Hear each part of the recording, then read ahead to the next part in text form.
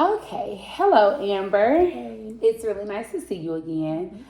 Before we get started and before we dive into anything, I would just like to know how have things been the past week for you at work? It's still stressful. It's still overwhelming, just like before.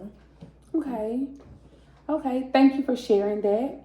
I want to quickly remind you about the confidentiality clause that we have between each other. Hmm. What we share here stays between us unless you mention wanting to harm yourself or someone else or report any type of abuse or neglect. I'm also recording this session as a part of my counseling course, only for my professor to see, and it will be deleted later after grading. Is all of this okay to you? Do you understand all these things? Yeah, that's fine. All right. Well, great. For today, I'd like for us to one, follow up on the homework that you did related to the stress, and two, use our thought challenging technique on a recent work situation that you've been involved in. And thirdly, I would like to talk about how to avoid relapse and wrap up our time together. How does that sound to you? Oh, that sounds good. Okay, well, let's get into it. During our last session, we focused on your work related anxiety and how it was affecting your low mood. And I asked you to complete a thought record at least two or three times when you felt the most stressed or the most down at work. How did that go for you this past week? Well, I did it twice.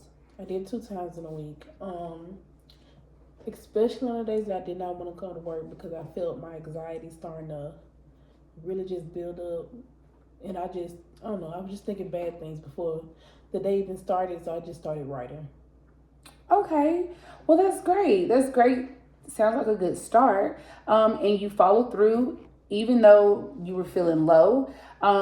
Let's look at the one of those times. Can you pick a situation that really shows a mix of stress, anxiety, depression that you felt while at work? Yes, it was on Monday. I was just sitting in the car and I did not want to get out the car. I felt like I just didn't want to go past another day. This is the day that I guess I'll mess up or do something wrong. I really didn't want to get out the car. It was just like I was in a mental freeze at the moment. Okay.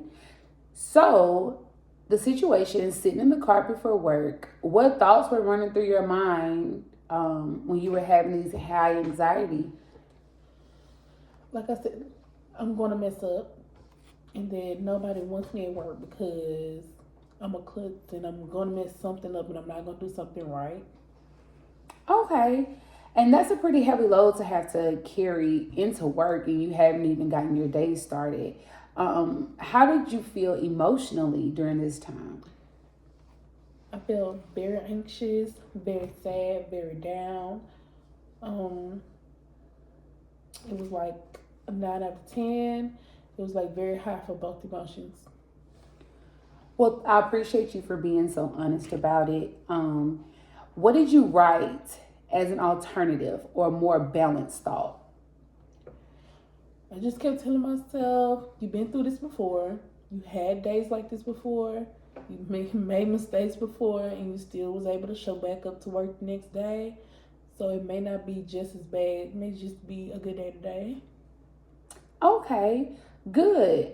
So when you shifted to start thinking the alternative thoughts, what happened to your anxiety and depression levels? Did it stay at a 9, 10? No, it went down. It helped me a little bit. It went down to about a 6. Okay, okay. Well, that's good. That's meaningful process actually. Progress.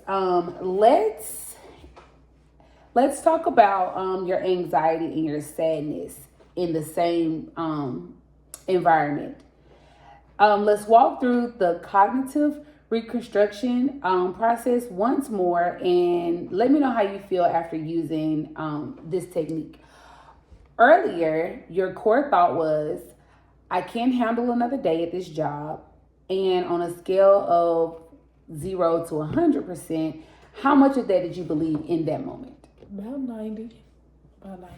Okay, okay. Let's examine the evidence. What evidence do you have to support that negative thought? Past situations. I'm tired. I've made mistakes before at work, so it seemed like it could be possible. Okay, those are real experiences. Now, what evidence goes against that? I can't handle this job another day. Like, what do you have to support against that thought?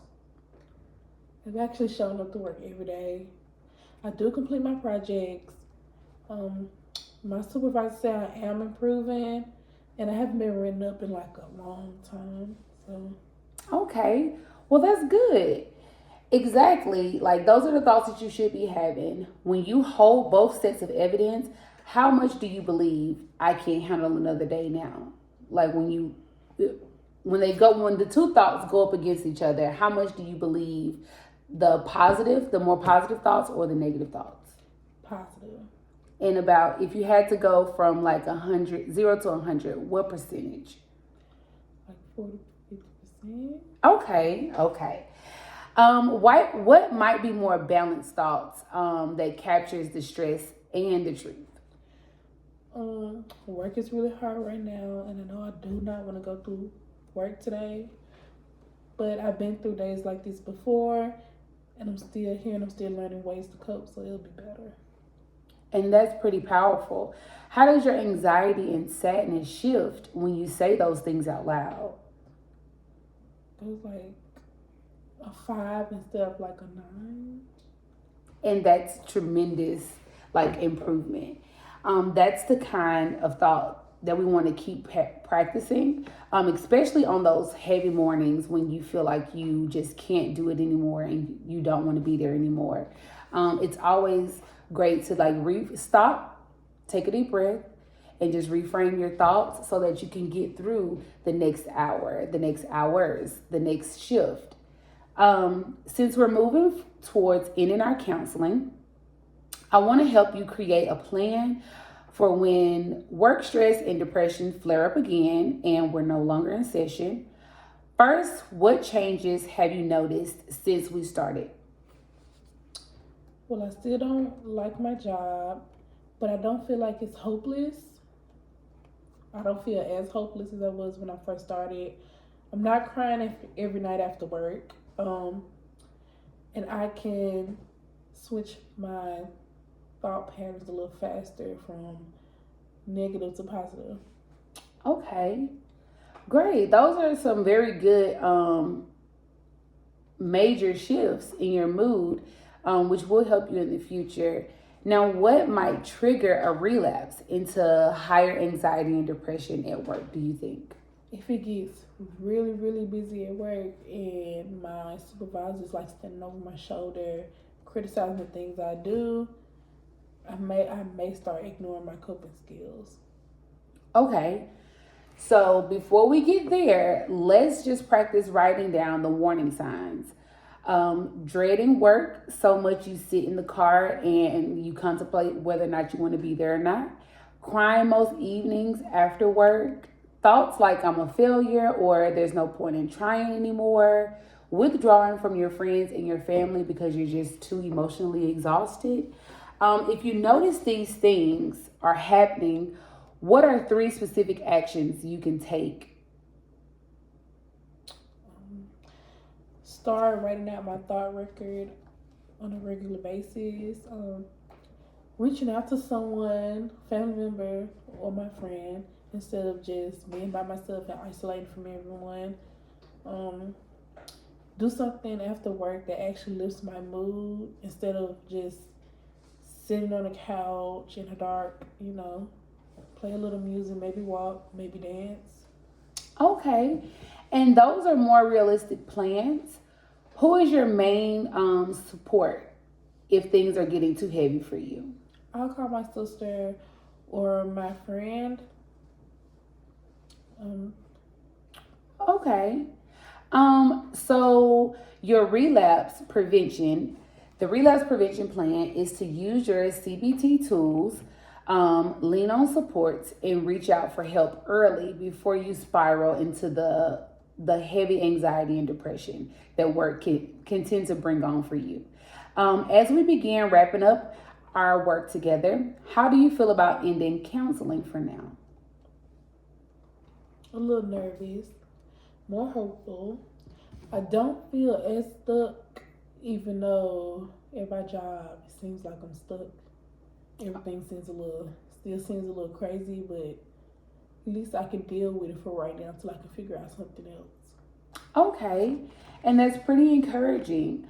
From my side, I've seen you show up even when you were exhausted and depressed from work. You practiced new skills, you challenged your thoughts, and you started caring for yourself more intentionally, and that's some real growth. If you could talk to the version of yourself from when we had our first session, who was overwhelmed and burned out, what would you say to her? I know work feels overwhelming and that it's too much for you to handle, and everyone seems to have an opinion on how you run your class and how you run things, but it will get better. You will learn how to cope, and you will learn how to handle these emotions and like to smooth things over with yourself. Um, and I don't have to go through it alone. I don't have to sit in my room and just record, in my head memories of the day going over and over again on how, oh, I messed up, and oh, I'm just terrible, or oh, maybe they're gonna fire me the next day, or maybe they're gonna write me up again. I love that when you were talking and expressing yourself, how you did speak the negative feelings, but then you also reframed those negative feelings with more positive feelings moving forward. And I'm glad that that's something that will stick with you even after counseling, because it's something that you're going to need to get you through those tough times, at least until you find something else. That's beautiful. So as we close, what are the two main tools that you want to remember?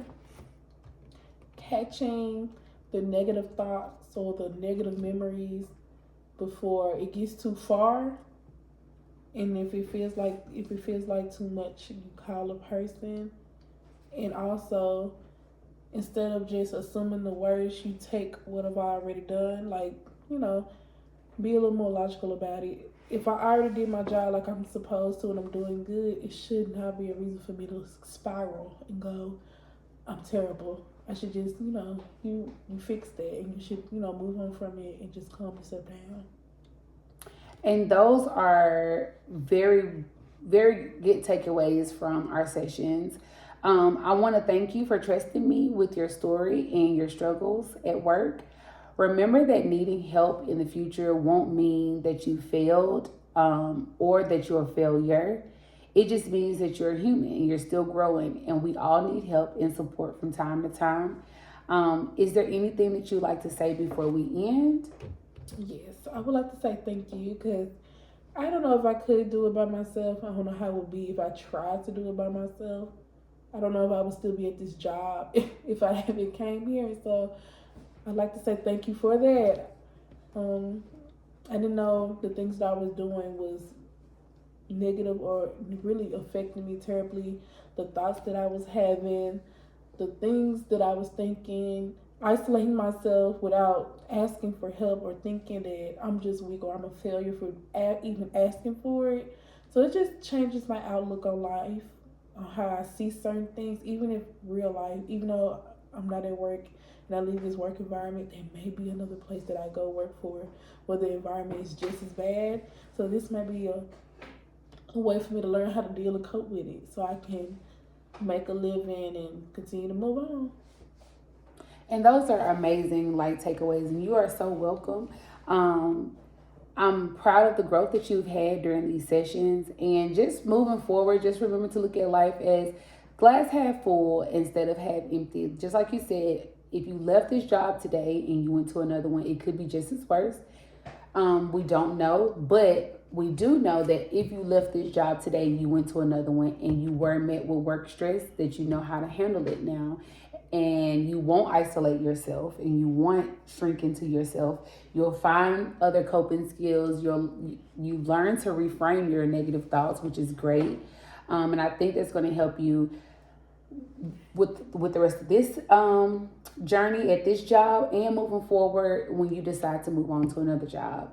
I'm always here, so if you ever need counseling again, just reach out, and I'll be happy to assist. I wish you nothing but the best. Wow.